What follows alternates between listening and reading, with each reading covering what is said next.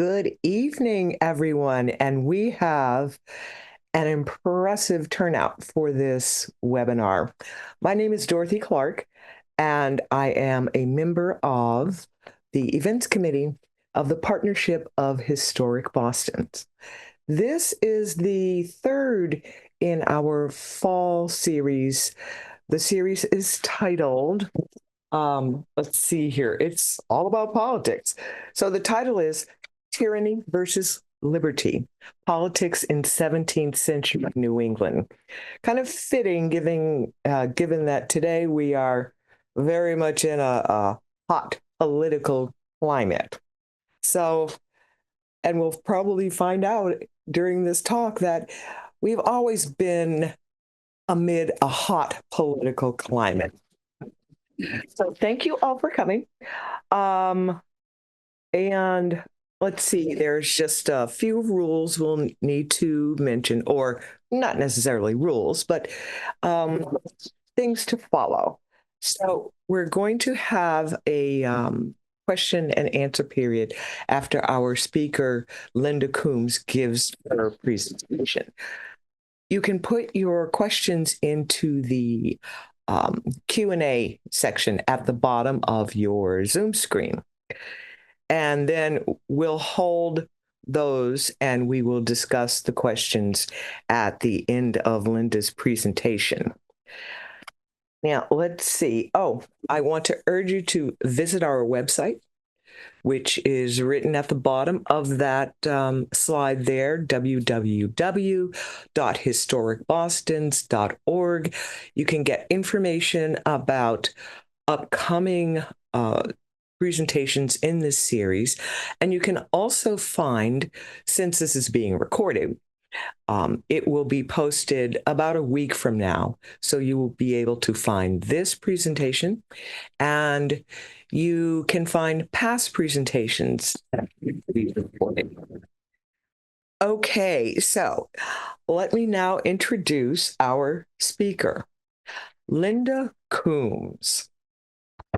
And Linda is a citizen of the Aquinnah Wampanoag tribe on Martha's Vineyard, and she lives in Mashpee, which is down on the Cape, and she's been there, oh my, over 40 years. She has worked for about 5 decades as a museum educator, and she has spent a total of about 11 years at the Boston Children's Museum, 30 years at the Wampanoag Indigenous Program at Plymouth Plantation, and 9 years at the Aquinnah Cultural Center. The Aquinnah Cultural Center is one of the old homesteads in the Aquinnah community, and it was built by an Aquinnah Wampanoag man, and it now serves as a museum for Aquinnah Wampanoag history. So Linda has been an interpreter, an artisan, researcher. She's led workshops. She has done so much to educate the public and its various communities. And she's also written children's stories and articles on a number of facets of Wampanoag history and culture.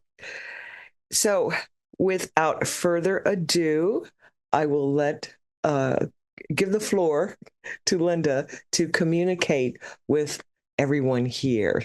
Thank you. Well, thank you, Dorothy, and thank you for having me, and thank everyone for who's attending tonight for coming out, even if you're in your house on Zoom. I'm going to be talking about our traditional government prior to contact or during contact in the 17th century. And I wanted to start out by describing what our original territory was. And the territory actually was, the northern boundary was the Merrimack River, which is up above Gloucester. It went west to the Concord. I'm not sure what the course of the western boundary was, but if you head south, you connect with the Blackstone River, and that goes into Narragansett Bay. And so everything east of the bay and including Cape Cod and the islands was Wampanoag territory as prior to European settlement. And within that territory, we had 69 villages. And each of these villages had a sachem or a chief. And we had no one chief or no one person who was the leader of this entire, I'll use the word nation. I'm not sure if that's quite the right word, because each of these villages was autonomous. Okay. As I said, there was no one person over the whole, 69 of them. If there were issues that arose that it involved two sachems, two villages, or 10 or 20, or all of them, then they would, those people would come together and decide how they were going to resolve, whatever the issue might be. Sachems also are not like monarchs. In some of the early writings, you often hear sachems being referred to as kings, or if it was a woman sachem, a queen, and there are always Indian princesses and this sort of thing. But those are European assignations. They have nothing to do, and they mislead as to what our traditional structure was and how it functioned. Because it's not like, tit for tat. You can't trade one out for the other. So, as I said, each village had its own sachem, and sachems were usually that went from father to son or father to daughter. And but the sachems were always, from, what we've come to call a sachem family. And so if, for example, a man of the sachem family married a woman who was not from the sachem family, which was not a thing, it wasn't a big thing at all. But if that were the case, because the bloodline went through the mother, whatever clan the mother was, that was the clan all the children were. Those children were not eligible to be in line for sachemship. But if, a woman of a sachem family married a man who was not from the sachem family, then her children would be, as I said, the bloodline goes through the mother. And it sounds kind of complicated, and I think it was, but I think in those times, people, that's the way they lived. So they that's how it worked. But within the community, there would be several clan mothers, and those women would, when it came time to choose a new sachem, it could be because the person who was in as sachem presently was old and died. The clan mothers would be the ones who would choose the new person, on the advice of people from the community. So it was a very democratic process. As I said, the sachems were not monarchs. They weren't there to tell people what to do and where to go and how to do it and how high to jump, all of that. But rather, it was by the will of the people. One of the things that kept them being sachem was their character and their influence they had on members in their community. Okay, so sachems were usually very humble people, people with a lot of integrity, strong moral character. They were chosen because of the love and affection and the loyalty that they displayed to people in their community. And that goes hand in hand with the, the responsibilities that they had.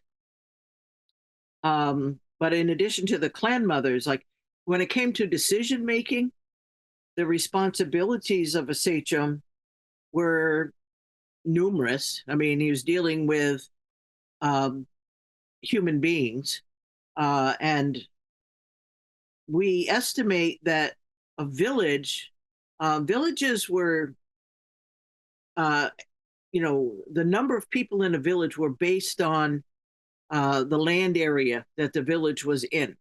So it could be 200 people, could be 2,000 people, perhaps more. And if it was apparent that it was becoming too many people in one village, then some of those people would break off and move to a different area. Okay, because the entire culture was built, on relationship with the earth and what the earth could do. Those systems and ways were followed strictly. But the job of a sachem was to settle disputes, whether that was within his own community, whether it was between people in his community and another community. It could be intertribal with another nation of people. For example, in the 17th century, you may have heard that we were at war. The Wampanoags were at war with the Narragansetts, and we were not at war. There were issues going on, and the issue was caused by the fact of a huge plague that had come through the area between 1616 and 1618. That plague, which was of European origin, came from north and headed south, and in its course, it wiped out 75 to 90% of the entire Wampanoag population, and we were one of about 4 nations that it affected. Entire villages were wiped out. It had to have been like complete chaos while that was going on. And with so many people dying, there was a lot of open land, if you will. And the Narragansetts, who were on the other side of Narragansett Bay, what is now Narragansett Bay, were not affected by that particular plague. And so they're looking, they're kind of looking eastward going, oh, there's now some open land there. We can help you Wampanoags fill it back up, type of thing. But those type of negotiations were done, with the sachems, between the sachems, with the advice, of the elders, the clan mothers, the warriors, people in the community. It was done very ceremonially with wampum, exchange of wampum, and not like outright fighting in war. That type of thing did happen, but for the most part, war, outright fighting, was a last resort. And it had not got to that point by the time the Pilgrims settled here. So it would have been, the sachems who would have been stepping up to, handle a situation like that. They also assigned the planting areas, because we planted corn, beans, squash, pumpkins, melons, sunflowers, and individual families, they would leave the winter villages, move out along the coast, along the rivers, along the lakes. Those are your bottomlands where all the best soil is. And a family would be assigned, if you will, to a planting area. And they would go back there every summer for 5 or 6, 7 years. And then for the following several years, that area would lie fallow. So I always picture, if you looked at it from an aerial view, it was like a big patchwork quilt, because you'd have cornfields, you'd have fallow fields, as you were looking at it. And it was the job of the sachem to keep track of who was planting where and which ones were fallow and all that sort of thing. Because in doing that, the land was not used up.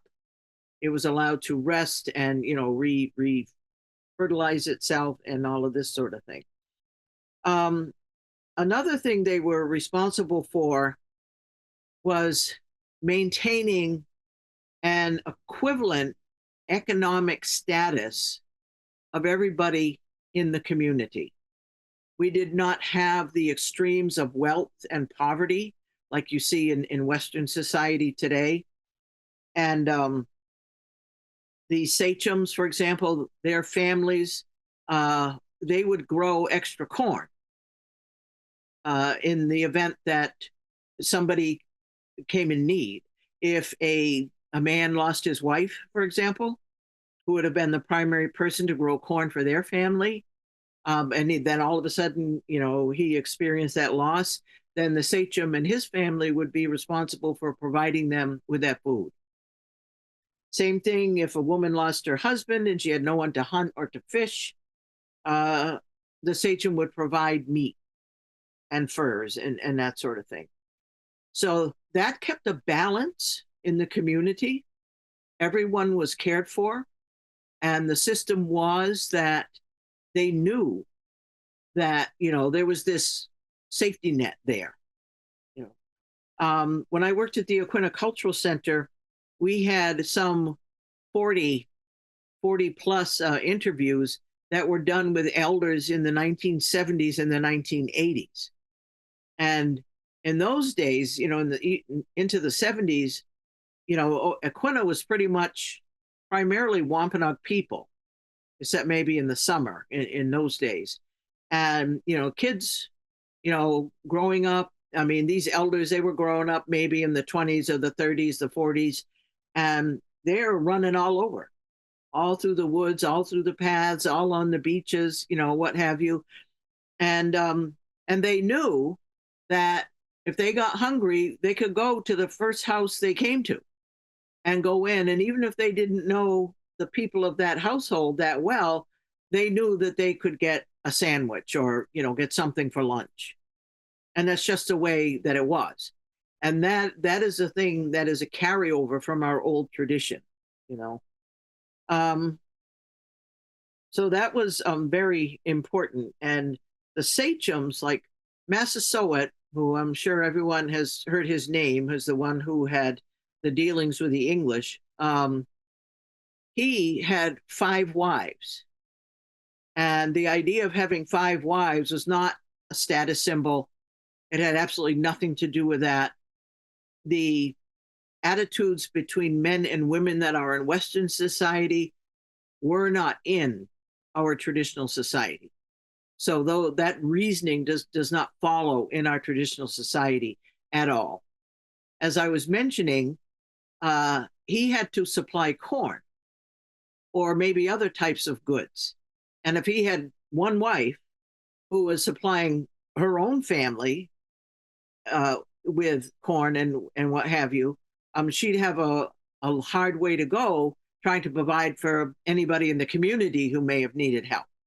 So these other wives were there to help with that type of responsibility to the community.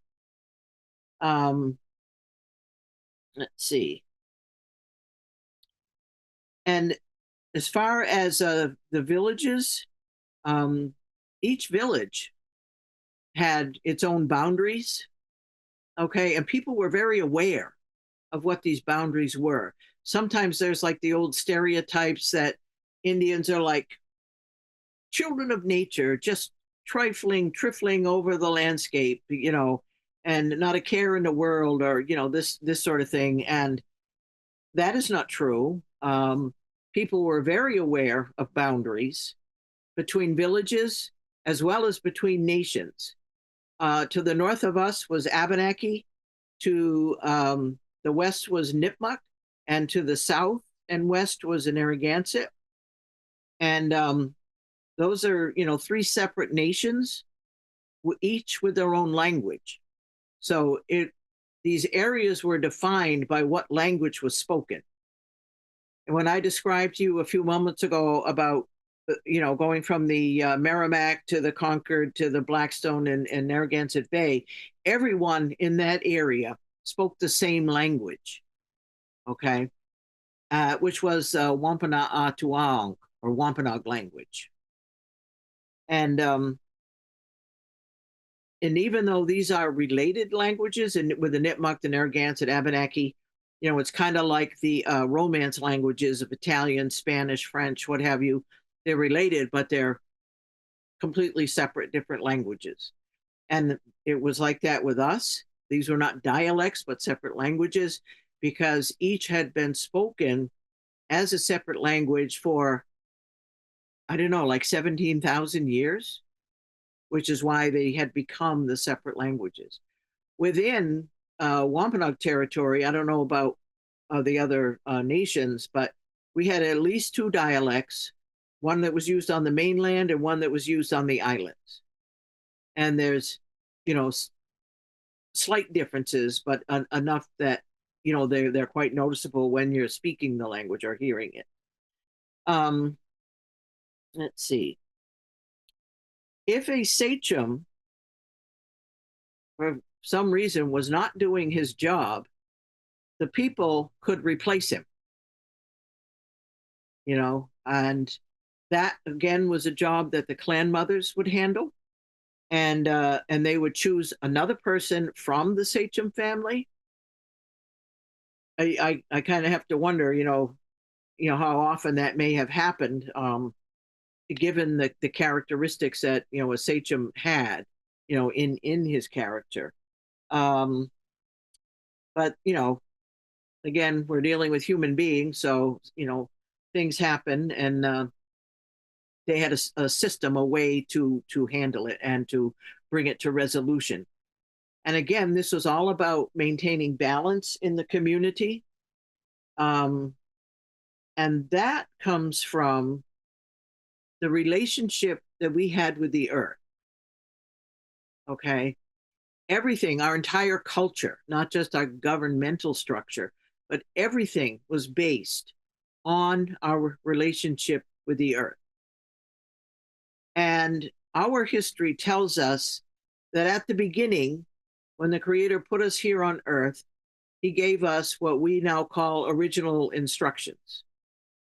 And simplistically, those original instructions are that we as humans can take what we need to support and sustain our lives, but we have to nevertheless maintain creation or the natural world as it was created. And so that is something that, once you have those original instructions, when you have creation, you have natural law. Natural law is how everything in nature works together. How the different plants grow and depend on the water, whatever it is, all of it. It's all interrelated. It's all one thing. This is something that we also know from our language.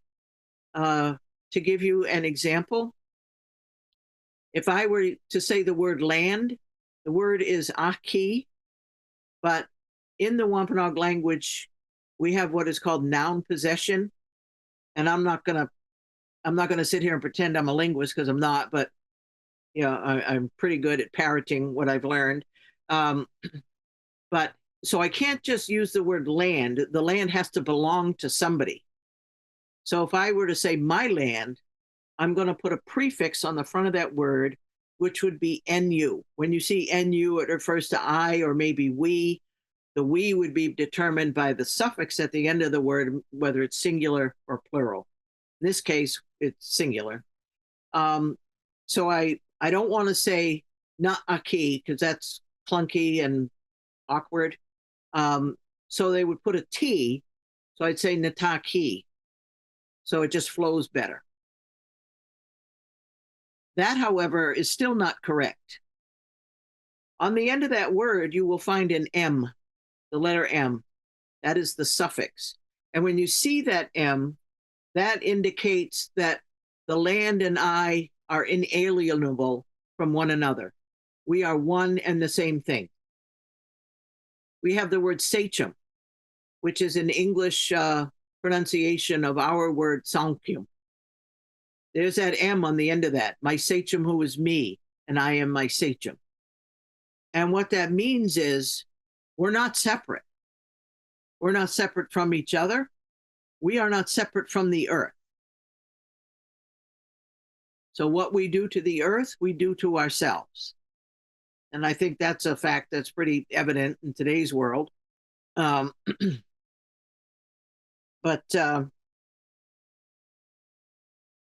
that just gives you an idea of Okay, so I was talking about, the systems, the balance of nature, which is how all these systems work together. Okay, ecosystems, if you want, biomes, the ones that the creator put in place in whatever part of the earth he put them on, you know, that was the intention of creation.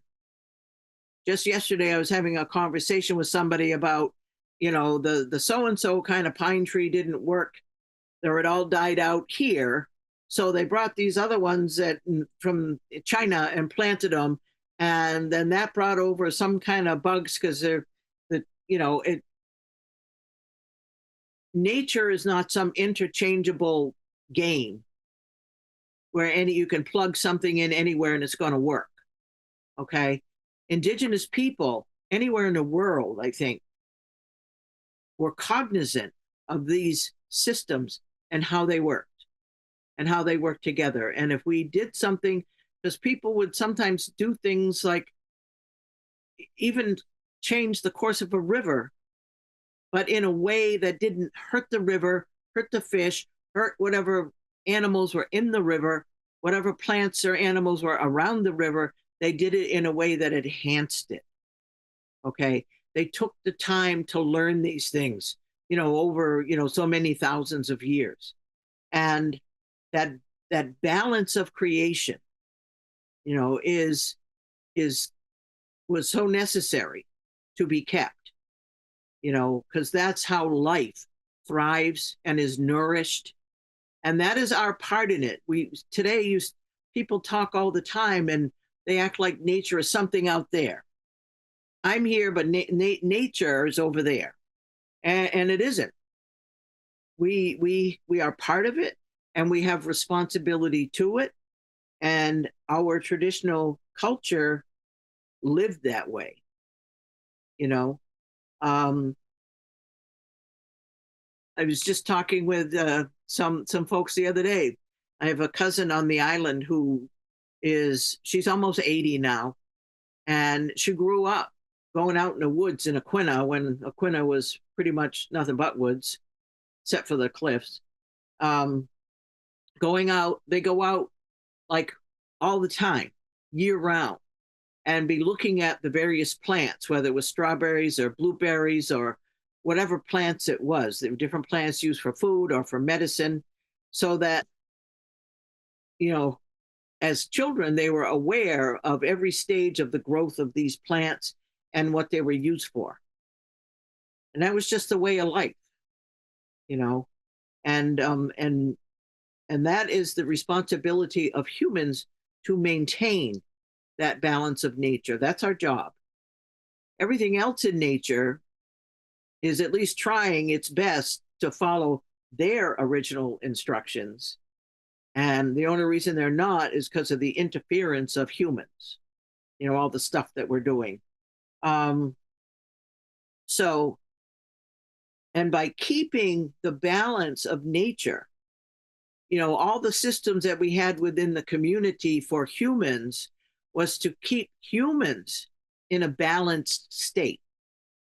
Because by doing that, you can better maintain the balance of the rest of the world around you, the balance of nature.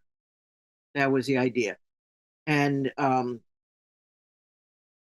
give a talk on wampum, and I was doing some reading about the Iroquois people from New York State, and they have many, many ceremonies, wampum, which is beads made from the quahog shell or hard shell clam.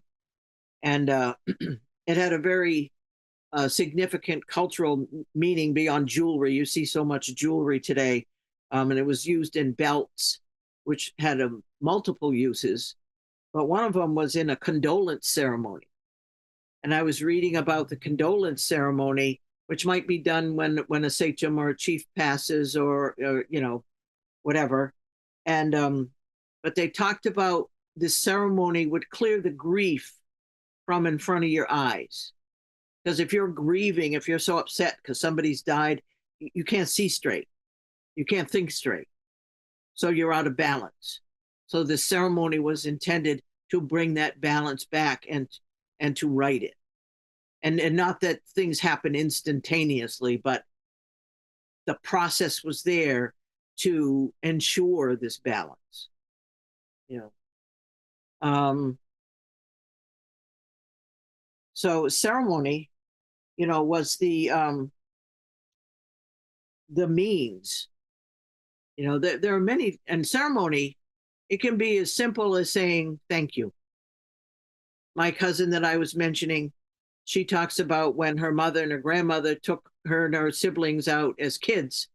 They'd pick the blueberries or whatever they would do, and then the mom and grandma would have them get in a circle and hold hands and say thank you. And you can just, it's not a big deal. Just say thank you, or it can be a very, elaborate ceremony, depending, like for New Year's.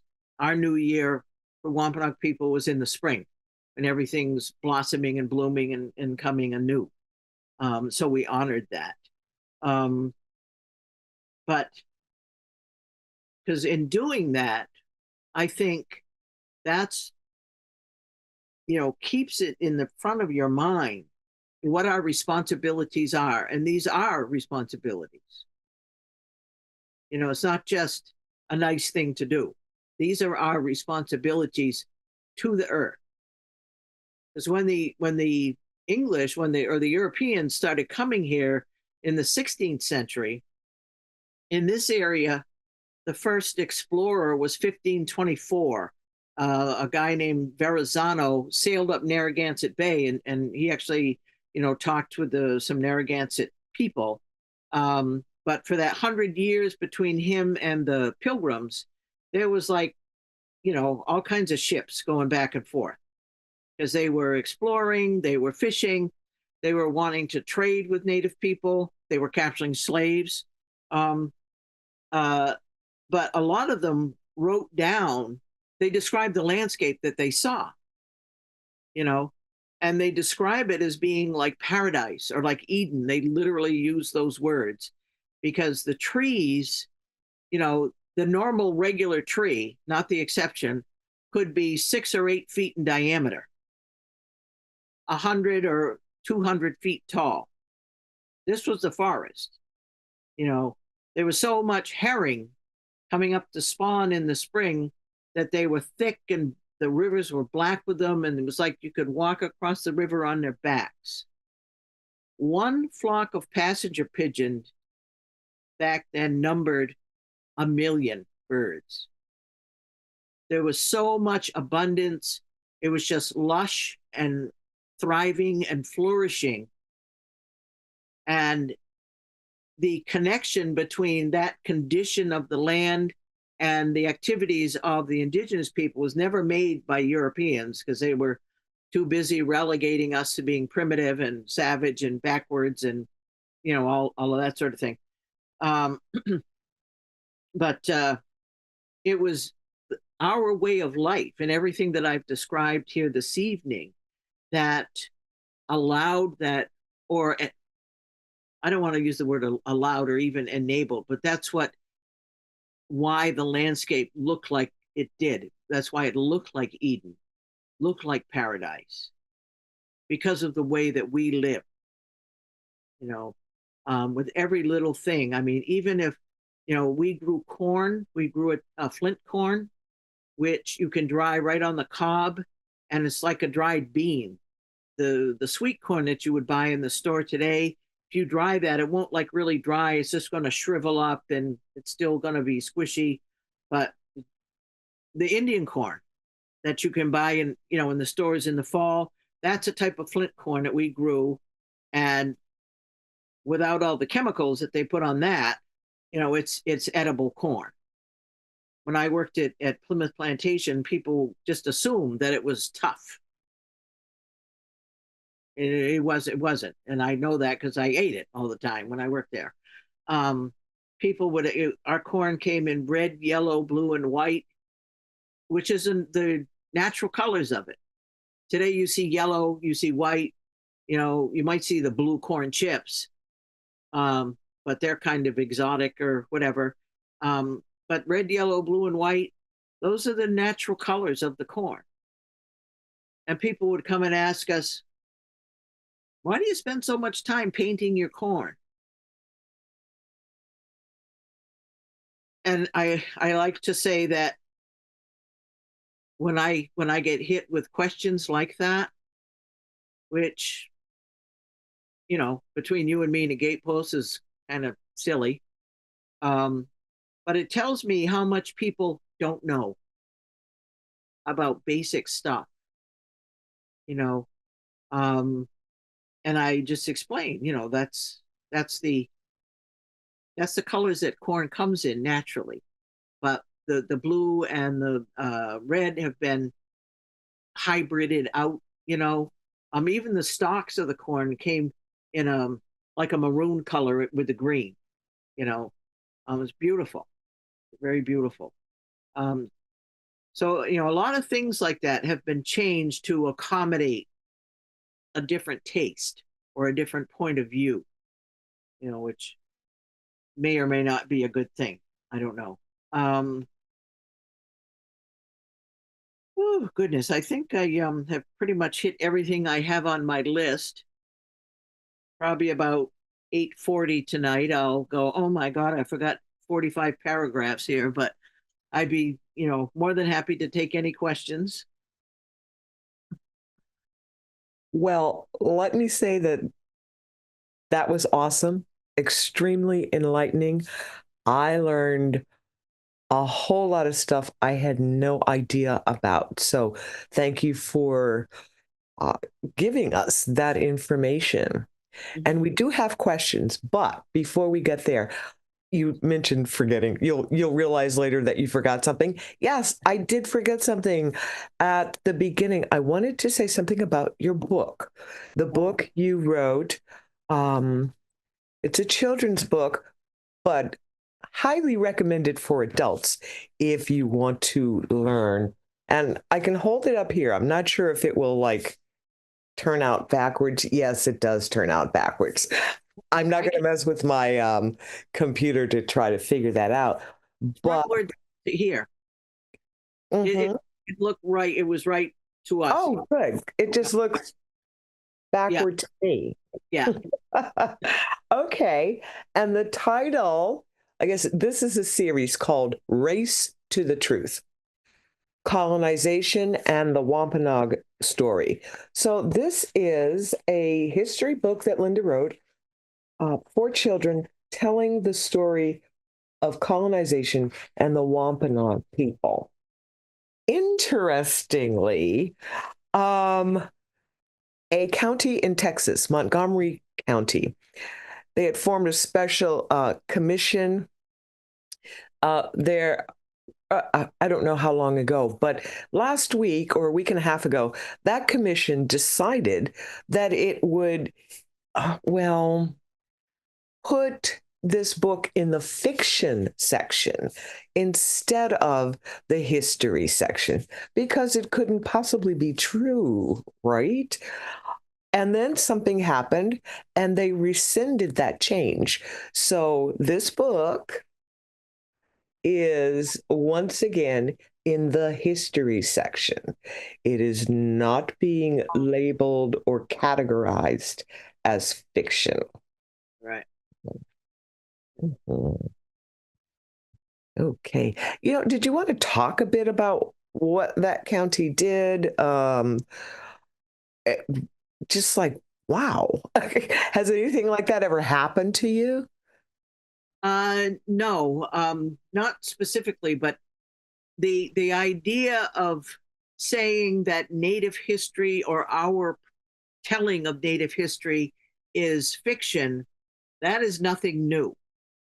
That is dealt with that for 50 years, But this with my book, I mean, part of it essentially is fiction because I wrote a story that's like a year in the life of an extended family, a pre-contact family, to describe what our traditional life was like. And I wanted to do that because I just felt that I always feel that people can better understand the impacts of colonization once they have some insight into what we had, so therefore what we lost during colonization. Mhm. And I wrote the story. There's nothing out there that documents what our life was like. I mean, there are some authors who have tried, and I no, I don't like what they've written at all. And just Yeah. based on my work in museum work, because I have been fortunate enough to focus on, Wampanoag traditional culture, especially at Plymouth, 17th century, and what I've learned from living in a Native community or Native communities, and just having the opportunity to meet Native people from across the country and have conversations, or people that I'm friends with, or you talk. And I used all of that to put together, this story. When life is our own is what it's called. But Mhm. the rest of it, I begin in the 15th century with the doctrine of discovery. Oh, And I come forward to the age of exploration, to the pilgrim settling, then to all of the processes of colonization that happened for the next 3 centuries. And I describe our communities today as they exist. And all of that is documented. mhm, And some mhm. of the documentation I put right in the book. Yes. So Now, maybe, you just mentioned the doctrine of discovery, and I wonder how many people in our audience know about that particular document. Can you explain a bit about what it decreed? the doctrine of discovery is like a series of bulletins that were issued by the Pope, by the Vatican. Um, and I'm not sure over what time period that they got issued, but there was one Ah, in 1452 mhm, that said that Christians can go, and this is right in my book, I use this exact example. Christians can go into the lands of non Christians, and they can take the land. They can take all the resources of the land, all the gold and silver, all the stuff that's laying around and whatnot. Um, they can enslave the people or kill the people, mhm. whichever works better, because people that aren't Christian aren't really human. They're less than human, Yes. which is very shocking, but it's true. Mhm. It's just it's just the truth of history, you know. Yes. And it is something you can actually Google and find and read that Yeah. document. And yes, it was like 15th century Yeah. um, work that was done. Well, I want to get to there's questions here, questions in the Q&A. So I want to give you some of those.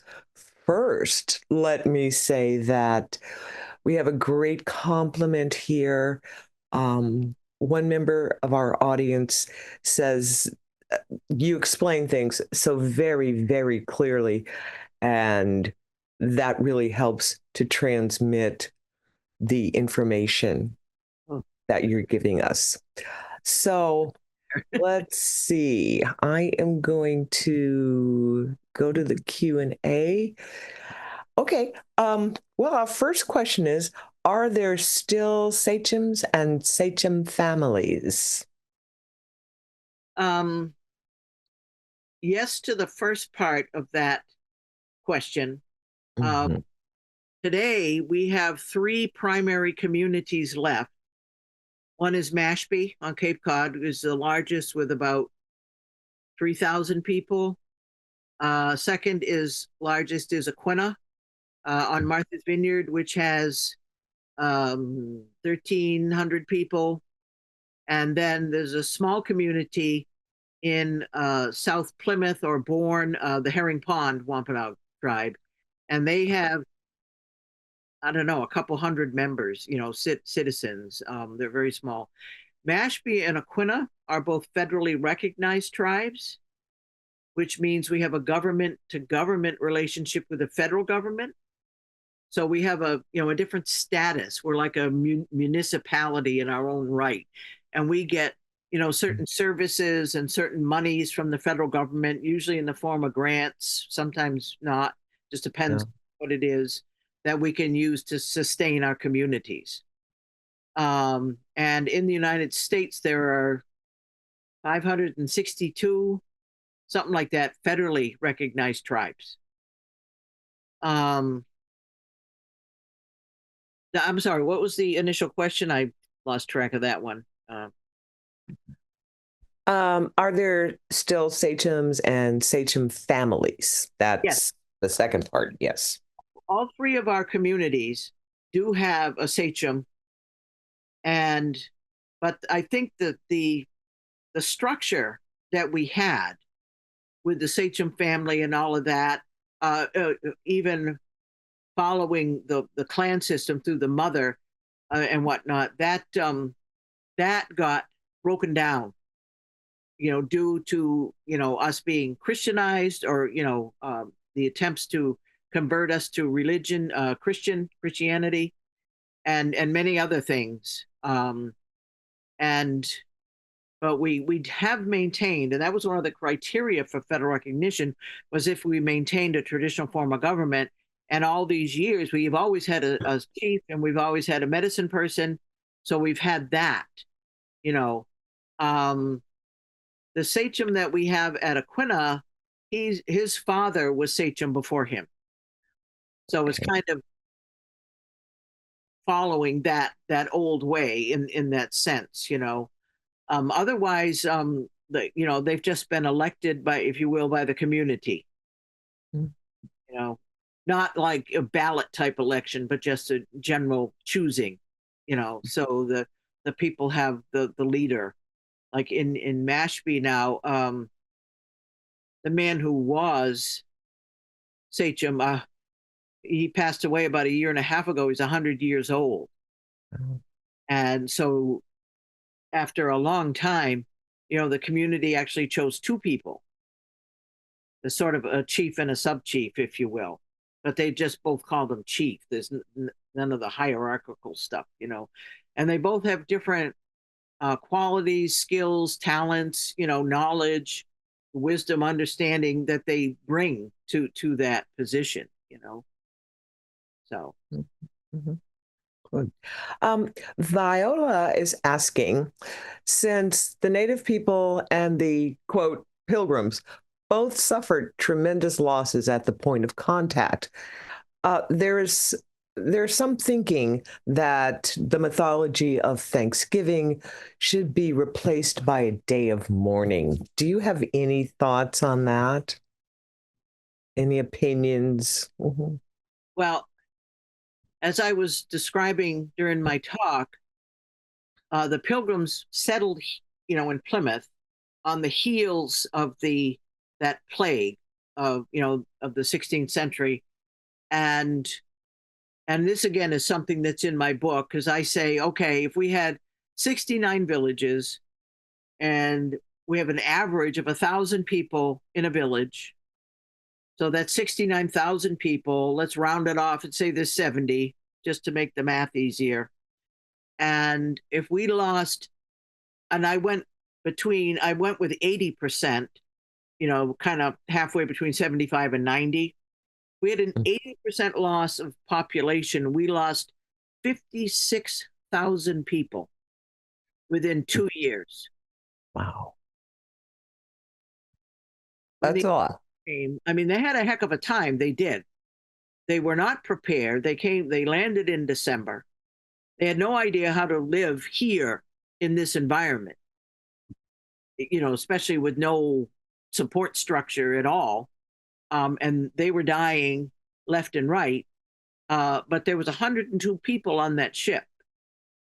And by springtime, 52 were still alive. So they lost 50 people.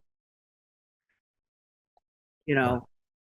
And while, it's not good when 50 people die, the way that they did, but it's not on the same scale at all as losing 56,000. And, and I try to impress that, because I've talked about that to so many people, over time. And they go, wasn't it terrible? The Pilgrims lost 50 people over that first winter. Da, da. And I'd be like, well, yeah, it is. But, we had lost 56,000 or, however many um, in the couple of years beforehand. And I'd get a blank stare. And then they go, oh, it's just so terrible. They lost those 50 people. And it's like they can't even absorb the fact, the enormity. And I don't know exactly what that is. There's some sort of thinking that Native people are not real. So this history is not real. And it's Montgomery, that. Yes, But that their lives don't matter. exactly. And Hmm. so, that's why I say that. But anyway, to Thanksgiving, um, there was no such thing as the first Thanksgiving. Yeah. There was a harvest feast in 1621. The English had a successful corn harvest. They knew corn would grow, and they weren't sure about the European vegetables at that time. But they knew corn would grow. They had a successful corn harvest.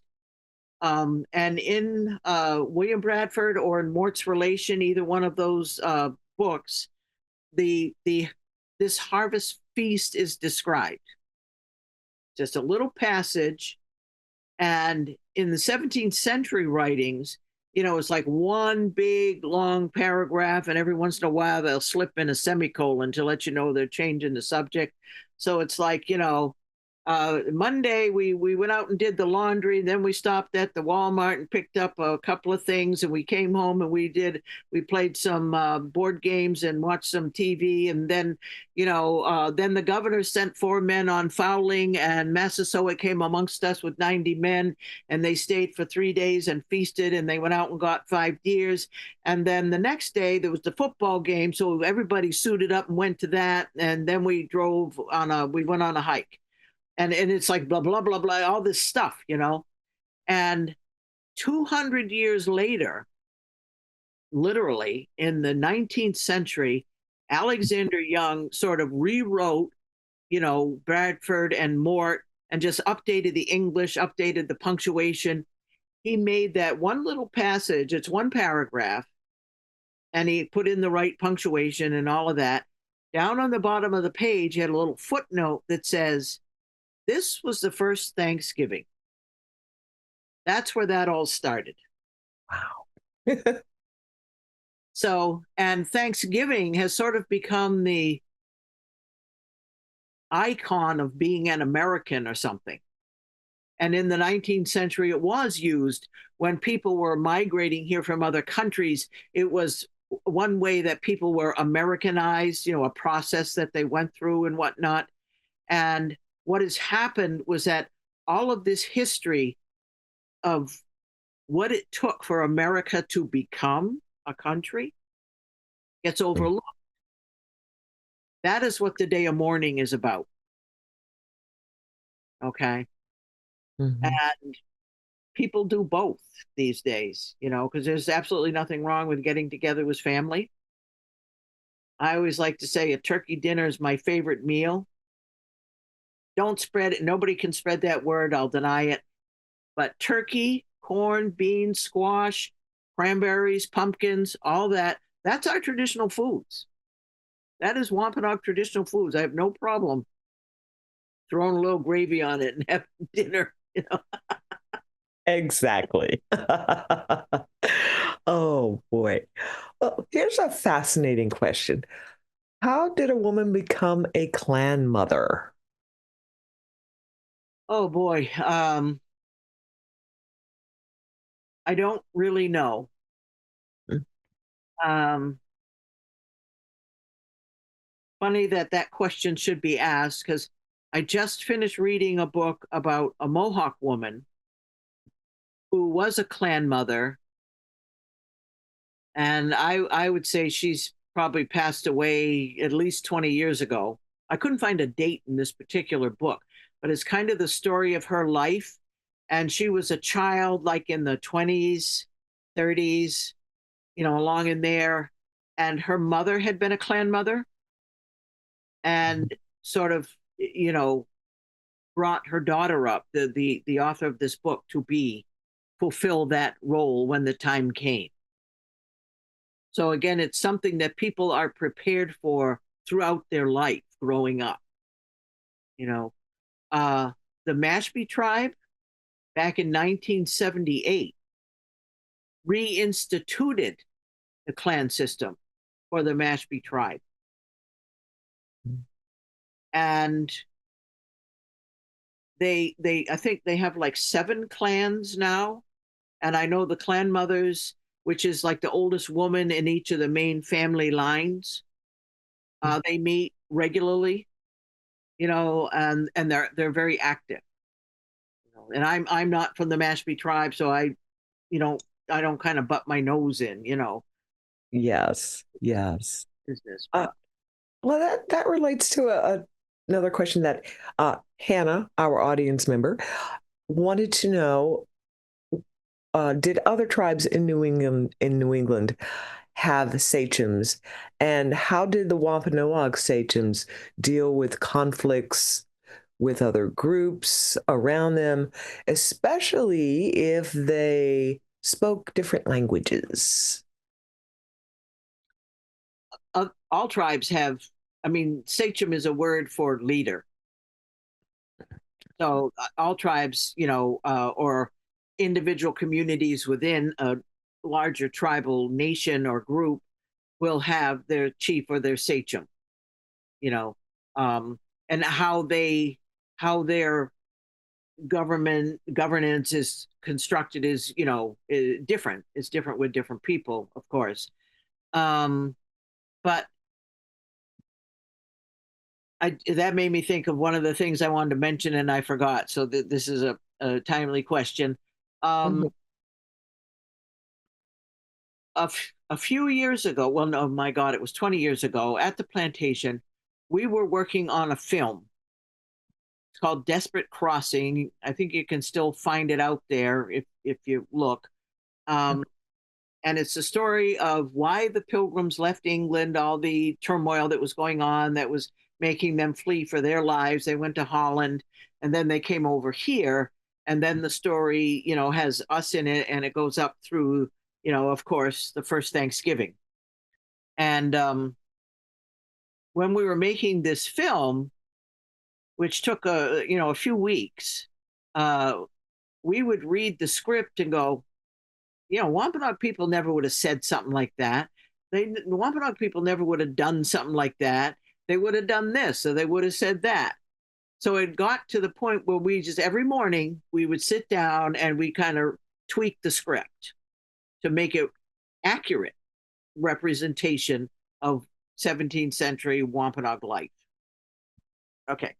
So one day I'm looking over the script, and they had taken a passage. I don't know why they didn't just use it verbatim. It was right out of Edward Winslow, and it was Massasoit who was talking with some of his men, and it was in regard to setting up trade relations with the English. In the script, it was like Massasoit was like some big macho dude, and he's like, all right, you guys, I'm going to tell you how it is. We're going to set up trade relations with these English, and if you don't like it, there's the door, and don't let it hit you in the butt while you're at it. And I'm reading this kind of language, and I'm like, geez, I have never seen a chief speak like that to anybody. Not in my own tribe, not anything I've ever read or ever talked about with anybody from whatever tribe, from whatever end of the country I may have happened to meet, never heard anything like that. And as it happened that day, our linguist came in because she was consulting on this film, because we had been talking about using the Wampanoag language at one point. And I'm like, yeah, can you read this over and tell me what you think? And she read it, and she's like, oh, no, no, no, no, no. She says, Massasoit never would have spoken to his men in that manner. She says, in the Wampanoag language, it would be impossible to speak like that just because of the structure of the language. Mhm. And that just struck me so hard, that respect. Because if you're up in somebody's face and being disruptive, you're creating an imbalance. Mm-hmm. So that Yes. respect in the language, it goes right back to keeping the balance of creation. And uh, within the last few years, I got a lesson plan from Ojibwe people, and it was on values, traditional values, which is respect and reciprocity, and honoring the earth and honoring the elders, and there's like a couple of dozen of them, and one of them is consensus, and which is having a discussion until everyone reaches some agreement. And the example that they gave just blew me away, because of course, if you're trying to decide some issue and you get the guy that's coming in from left field and he's got some crazy idea that it just makes you shake your head and you're like, oh my God, what's he been smoking, right? Instead of saying something like that, which would affrontive, the examples that they were giving on this lesson plan was that, well, my brother has given me a new way to look at things. I have gotten a new understanding of this situation, the whole different way of thinking and addressing another person, resolving an issue, because because everyone has a right to their ideas, their opinions, whatever, and if you're in a situation where you're discussing things, to bring that out. And even if it is a little nutty or whatever, wrong or whatever it might be, you still have the right to be respected as a human being. And that was so top of mind, so present in people's minds, that it came out as they spoke to one another. So those two examples from Wampanoag and from Ojibwe just support each other so well and really Wow. describe, how people were, you know, Mm-hmm. Yes. are in some cases. We haven't lost it all completely. So Thank heavens.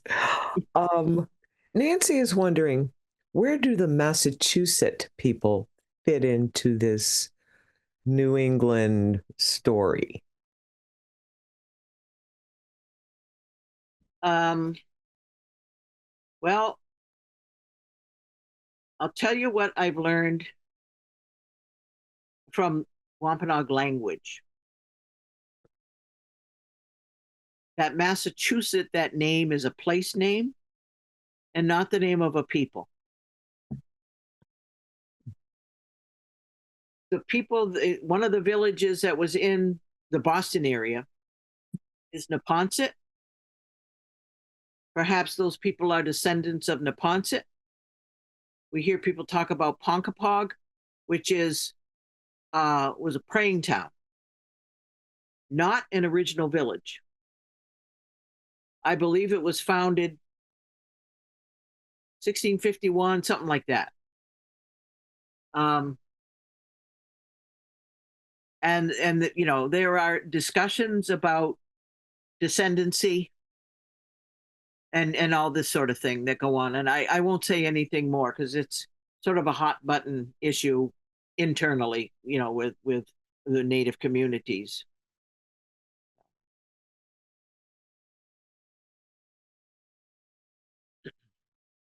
So let's see, what else? Um, well, here's an interesting question. Do you know how many Wampanoag people there are living today? Well, we estimate roughly 5,000.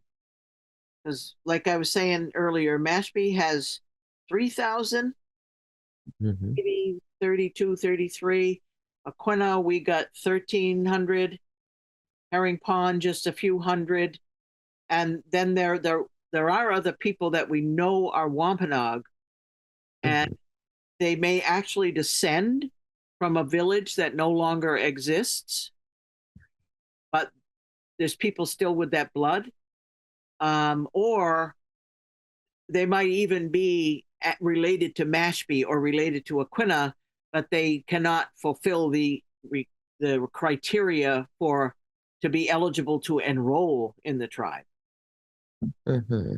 But we still recognize those people. I mean, we know who they are and all of that. So Mm-hmm. Okay. Um, let's see. Back to the sachem, another sachem question.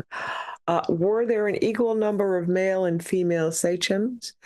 And uh, this person points out that Massasoit and his multiple wives. Did women sachems have multiple husbands? And the questioner, who's an anonymous attendee, realizes that they are asking that question from a Western point of view, yeah. but they are curious. I'm sorry. What was the first part of the question again? Um, Were there an equal number of male and female sachems? I don't have a count because we don't have records of who was sachem and whatnot. And I will say this though, the English kind of discounted women. They were Mhm. inferior to men. You're supposed to be home, sweeping the floor, cooking the dinner, barefoot pregnant, that whole sort of thing. And even if we had female sachems, uh, like there's one example of a woman named Weedamo, who was a sachem of our village of Pocasset, which is where Fall River, Massachusetts is now. And the English in Plymouth, they wanted a chunk of her land. So they go to Massasoit because in their mind, he's the sachem of all the Wampanoags. Mhm. He was not. He was the sachem of a village called Pokanoket, which is at the head of Narragansett Bay. And so behind that, he's going, "You're going to have to talk to Weedamo. I can't help you. That's her land. I got nothing to do with it. I'm from Pokanoket. I'm the guy from out of town in this particular deal, right?" And so what do? They go to Weedamu's husband. He wasn't even a Pocasset Indian. He was from another village. So he really had nothing to do with it. And I don't think he was from a sachem family, which wouldn't have made a difference because he would have been from a different village still. So they ended up having to talk to her, but they were doing everything they could to avoid that because she was a woman, and they mentioned Weedamoo and Awashanks, who was a sachem of Sakonnet, which is Little Compton, Rhode Island. There's an Narragansett sachem, woman sachem mentioned Quiapin. And I'm thinking, well, if two Wampanoag women sachems made it into the record, how many were not? You know? So, um, Uh-huh. and I think it was among Wampanoag people, it was like whoever was the best candidate for the job of being sachem was the one that the clan mothers chose, whether it was a man or whether it was a woman. Mhm. And maybe sometimes there's more men than women's. Maybe sometimes it just depends on who lives and who's sachem and whatever that sort of thing. Yes. Cool. And that's the way I look at it, anyway. Uh-huh. Okay, this question. What political and societal lessons did the Pilgrims learn from Native people? None of them. Yeah, I I mean, like that question though, because the person is thinking in terms of an exchange, but how much of an exchange was there really?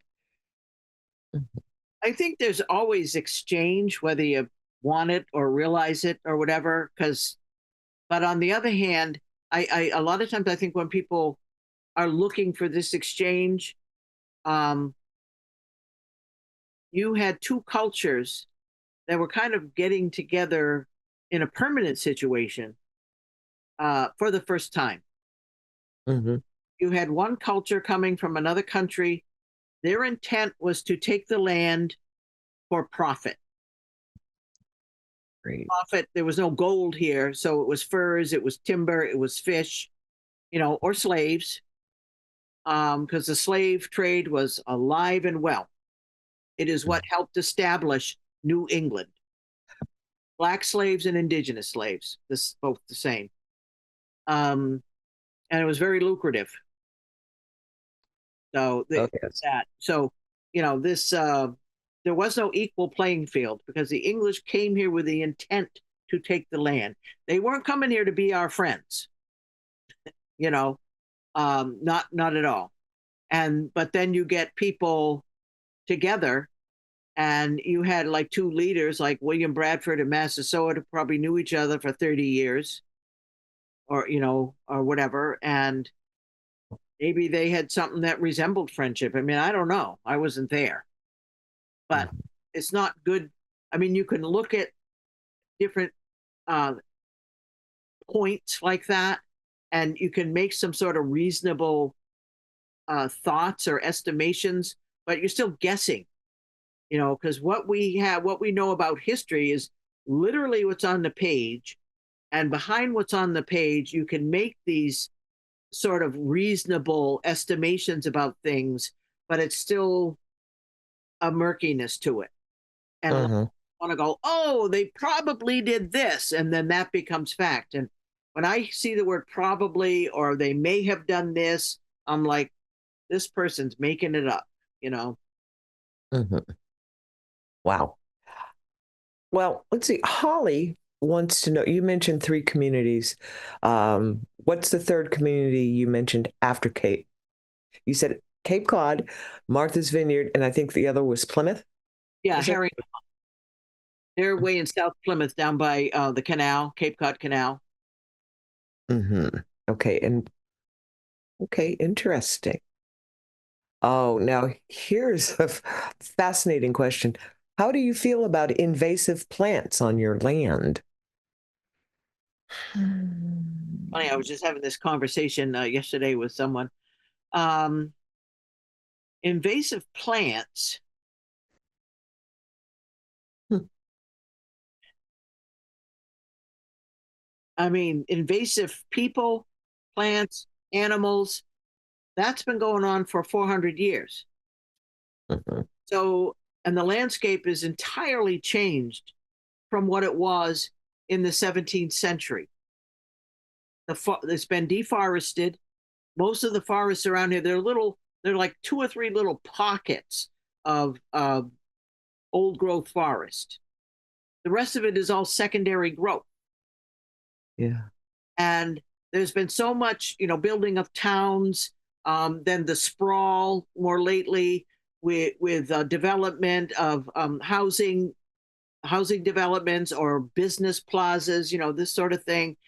There's completely covered up whatever we used to do with the land, however we used to live with that land. We can't do it anymore because now it's tarred over, and what's underneath is so damaged from its original. So to talk about invasive plant, it's just what's the latest plants that are invasive. Hmm. Yeah. And they come from somewhere. A lot of stuff was brought over from, Right. well, all sorts of different places around the world, but Yeah. Yeah. some are invasive. Let me see. Okay, someone is telling us that Massachusetts stands for the land of the Blue Hills. So that's what the translation would be. Mhm. It literally means the place of the foothills. Place of the foothills. Excellent. But it Yeah. refers to what are now called the Blue Hills. So Aha. yeah, there's just nothing about blue in the word Massachusetts. So Mm-hmm. Okay. Now here's a name I'm going to attempt to pronounce. Um, this audience member says they are a descendant of Ots, which is spelled Ots, and the last name is Toch or Toch, Toch, who was married to a Dutch fur trader named Cornelius van Slyke. And the questioner's research has turned up that Otts Toch was a Mohawk clan mother. Have you ever heard of her, or do you know? Hmm. Is that someone that lived in this area or not? Because that could be, New Amsterdam if it was she married a Dutch person. Right. Uh-huh. New York City Yeah, could be. State. Mhm. Mohawks today, they're up on the border of Canada, but they were removed up there because they were farther south back in the day. Wow. So, Hmm. And someone wants to know where, besides Amazon, can they buy your book? a lot of bookstores are selling it. You know, um, Hmm. they have a local bookstore. Yes. And I suppose if it isn't in the bookstore, they could probably have them order it. So, Yeah, or your library, check and see if, well, check and see if it's in the library, you know? Hmm. yeah, there's that. Oh, yes. Let's see. All right. Wesley has asked, did the Wampanoag try at all to explain to the early pilgrims of the horrific loss of life they experienced prior to the pilgrims' arrival? Yeah, I mean the pilgrims were aware of that, Oh, and one reason they were aware during that plague, so many people got sick so fast and died so fast that there was no one to tend the sick, so they died, and then there was nobody to bury the dead. So literally, for miles and miles and miles, the landscape was strewn with bones. And we often wonder if the pilgrims weren't like sweeping aside bones in order to build Plymouth Plantation. oh boy. Yeah. They knew, but then um, they pulled up in what is now Plymouth in December, and by the following spring, they had a couple of houses built and were starting to recapitulate from the winter and their losses.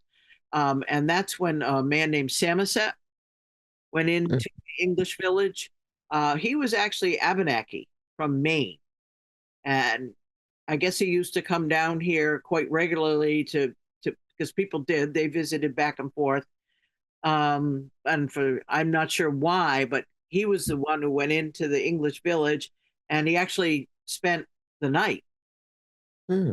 And so he was there for quite a while and talking to them about the plague and telling them about the whole landscape and everything. So they certainly knew. And Mm-hmm. Squanto used to take people north on trading voyages. They go up the coast by ship, and they would go for miles and see, broken down houses, overgrown cornfields, and bones bleaching in the sun. So people were well aware that this, had occurred. Mm-hmm. Yeah. Mm. Wow. Charlotte is asking, what is being done to preserve the language of the Wampanoag? We have the Wampanoag Language Reclamation Project, and that is now, it was started in 1992, so it's over 30 years old. And our linguists, our primary linguists, have been researching the language for some time, and she began putting like workbooks together and began teaching. She subsequently went to MIT, which is a linguistic school, and got her master's in linguistics. And then, and has been teaching in the community ever since. So now, there are you can take like a beginner's class, noun possession, which is a class all of its own. I was mentioning that earlier. Um, Wampanoag is a verb based, not a noun based language. Mhm. And I'm not Mhm. so clear on what that is, but you have intransitive verbs and transitive verbs, and the whole thing with animacy is completely different in Wampanoag than it is in English. So it's it's a very complicated language, but there's all these classes and that are taught in the community. And oh, I don't know, maybe 15 years ago, um, she started a program to train 5 or 6 people at a time, just 40 hours a week learning Wampanoag because they started an immersion school, Okay. that while it was going on, it went from pre-K to grade 3.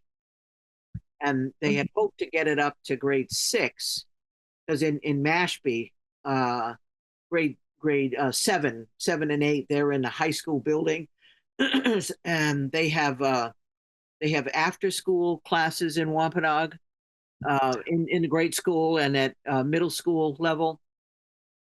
And for I don't know, maybe 3 years, they actually offered Wampanoag in the high school, but they had to Mhm. offer it to all the students. And for a couple of years, it was good. It was all the Wampanoag students that wanted to take it. And then other kids started to want to take it. And they got into a situation where maybe some of the non native kids could speak better than the native kids. So the native kids are feeling bad. And Mhm. that's not why we're trying to save this language. So they quit offering it in the high school, and it's just back to being completely within the community, for the present time. Mhm. Wow. Yep. Well, tell us, do you know anything about the Pokanoket Nation? Yes, I know some of those folks. Yep. Uh-huh. Okay, that was just a question someone asked. I haven't heard of this, but Yep. they Pocono are. was one of our original villages, and Uh-huh. Bristol and Warren, Rhode Island are, and it Yeah. is the village that Massasoit was from, and his sons Wamsutta and later Metacom or King Philip. So Ah, okay. yeah. Yeah, and we did have a question about Medicom, or did I ask it already? Oh, there's so much information being imparted here this evening, which is fantastic. One person is, let me see here. Okay. All right. Someone asked a question about um, Medicom. And were the clan mothers still choosing the sachem by the time Medicom becomes a sachem?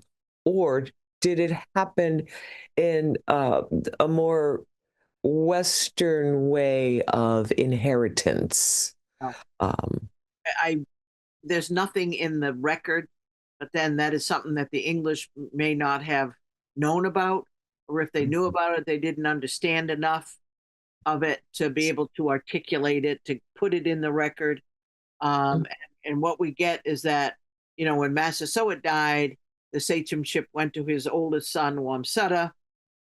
Wamsutta died very shortly thereafter, within a couple of years, under very suspicious circumstances. But at the point of his death, that's when Metacom became sachem.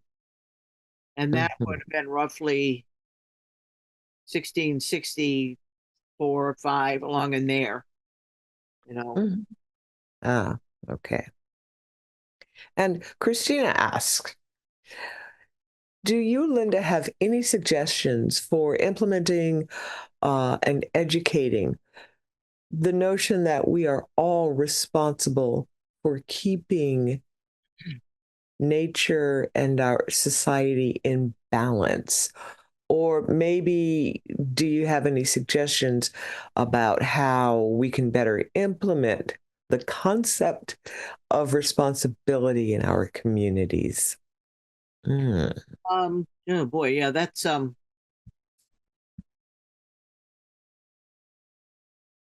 well, the short, simple answer is that to do that Mhm. is going to require a complete paradigm shift in our thinking Yes. because we're so used to living in this society that is so consumer based, materialistic, and we're told constantly. I'm sitting here, I got my TV on now. It's just, you know, volumes all the way down, um, Hmm. telling us we need all this stuff. We need the furniture from Wayfair, the cars, the mortgages, the houses, the clothes, the nail polish, the what's the other one? Oh, Poshmark, whatever. We need. gosh, yes. We don't need that stuff. Mhm. There are ways that we can do those same things. I mean, Mhm.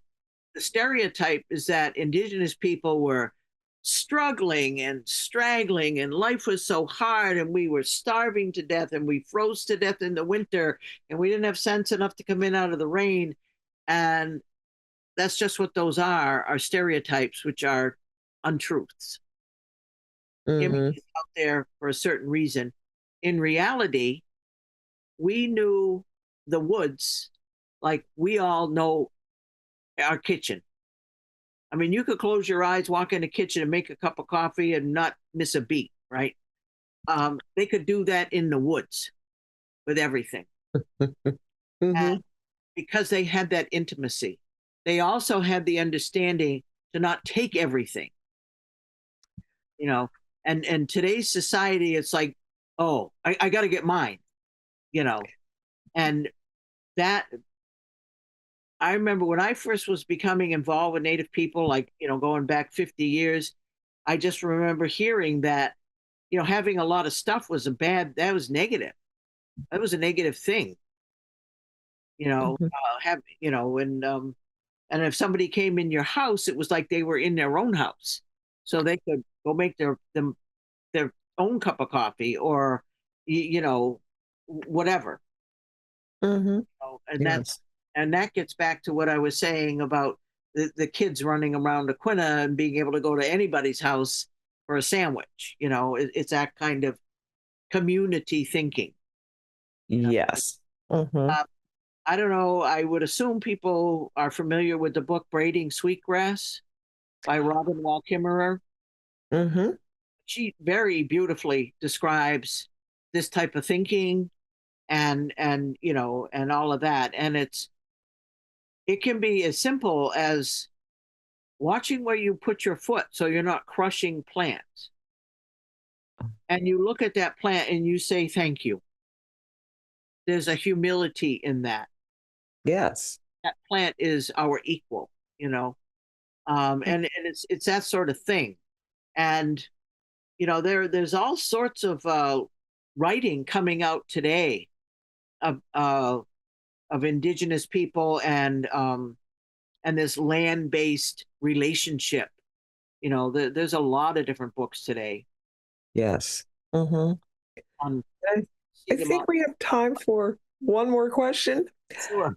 and this is about Wampanoag arts, singing, dance, ceremonies.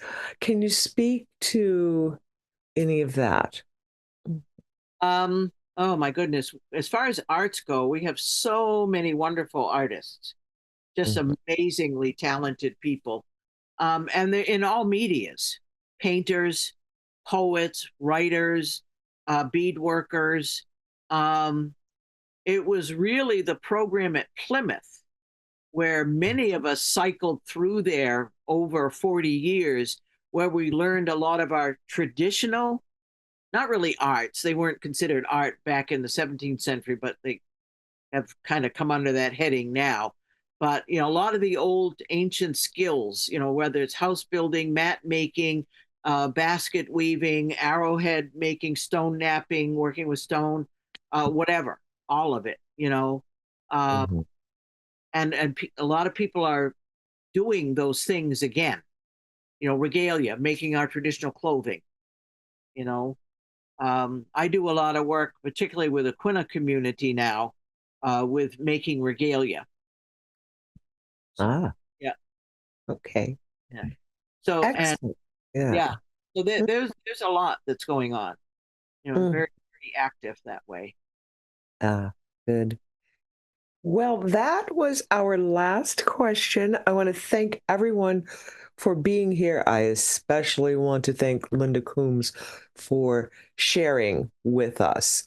Um, I know I learned a lot, and from the comments and questions and thank yous, I think the audience learned a great deal too.